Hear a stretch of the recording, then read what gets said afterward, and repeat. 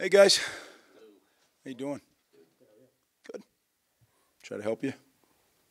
How was first day of training camp, and specifically, how did the quarterbacks look on first day of camp? First day was good. We're in shorts and helmets, but real good energy. We have a senior experienced team. They're leading the team, so it's fun to watch them run the squad. Coaches did a really good job in their preparation, so now you're off and running. Quarterbacks, I thought they had a good day. Good command of what we're doing. We're not doing a whole bunch, but good command of what we're doing, so can only judge them on what we have in. So, yeah, it was a good day. After a lot of predictions and talking last week, does it just feel good to be back out there? Yeah, it just feels good every time you get to go. It's my favorite time of year. There's nothing else going on. There's no school. There's no girlfriends, no families. It's just us. It's our family. It's our football family, and we get to meet. We get to walk through. We get to practice. We get to eat together.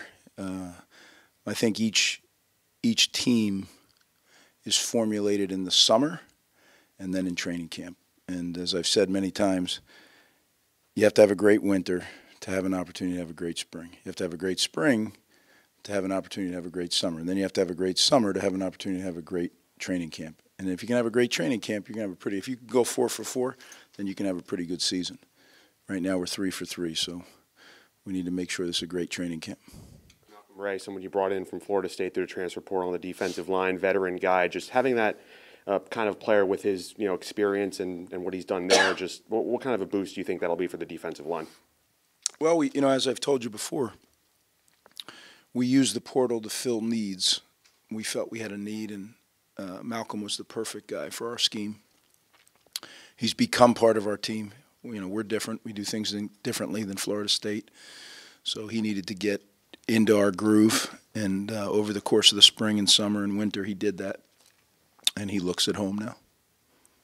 You kind of alluded to this when you said that the seniors are kind of leading the way, and we've talked a lot over the last couple of years about kind of filling that pipeline. As that's happened, how do you feel like that's kind of manifested itself on the practice field in terms of intensity, competition, and kind of how have you seen that ascension over the last couple of years?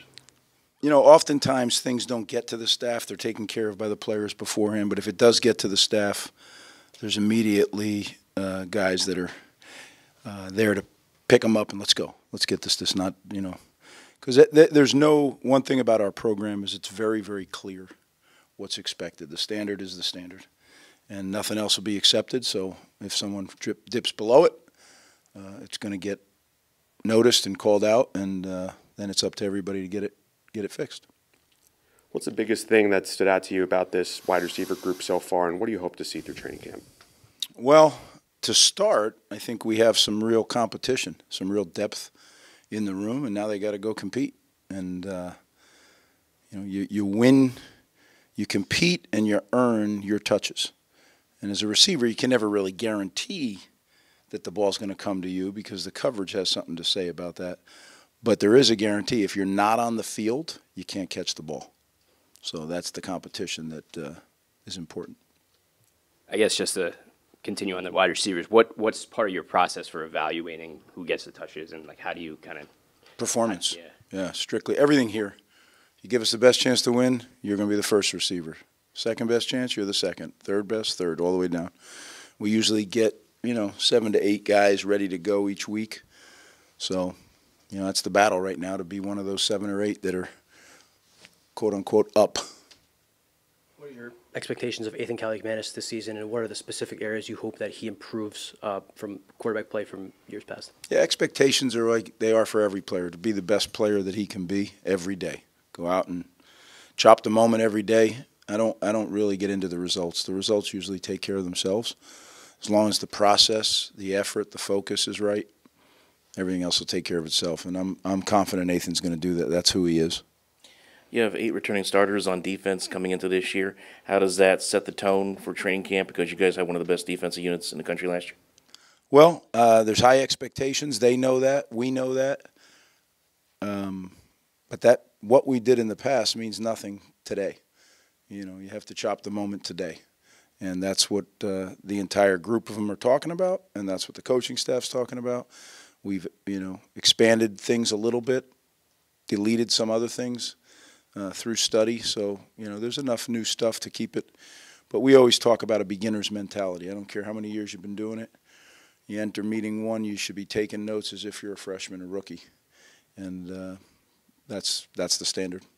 Time for two more. With a guy like Kyle Monangai, who obviously, I don't know if I'm saying that, he took a lot of teams by surprise last year is the right way to put it, but definitely is more expectations on him, more eyeballs on him. How does his training camp, how does his preparation kind of have to change, or does it have to change going into a season when it's so much more, higher expectations? Yeah, that's a good question, Chris, and I think you're right.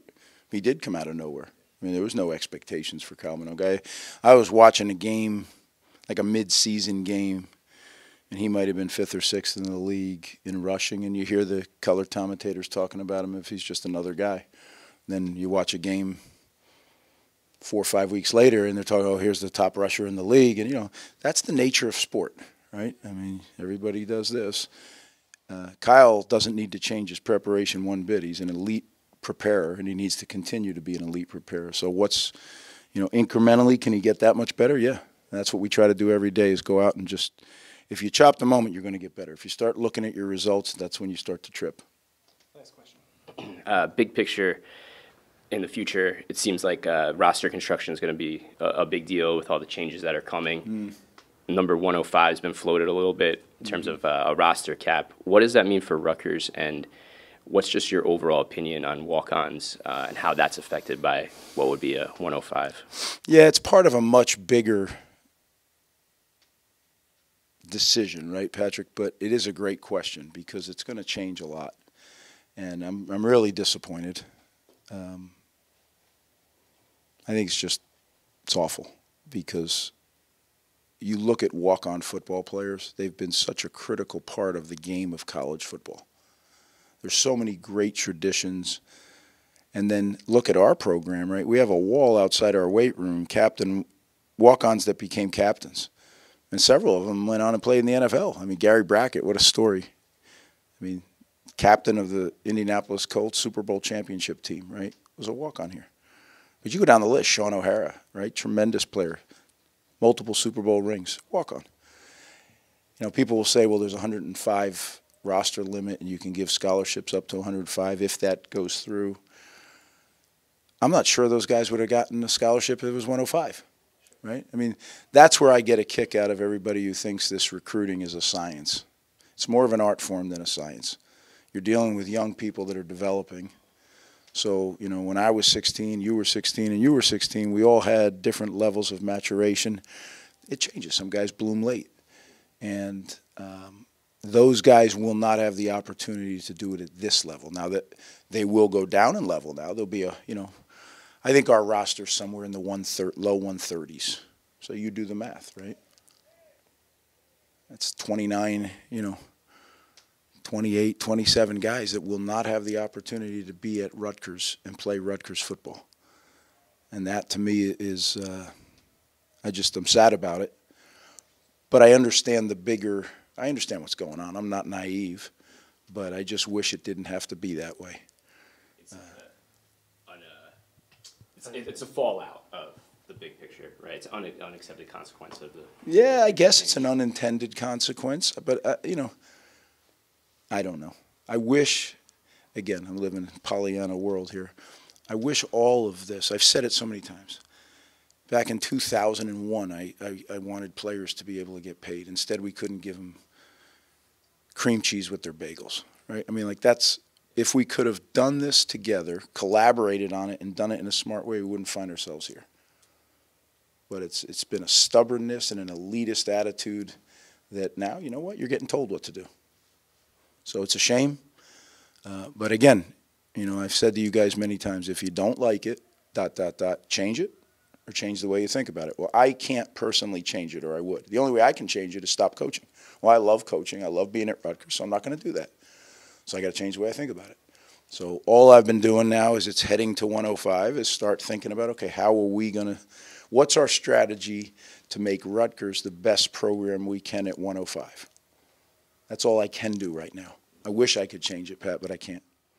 Appreciate it, guys. Thanks.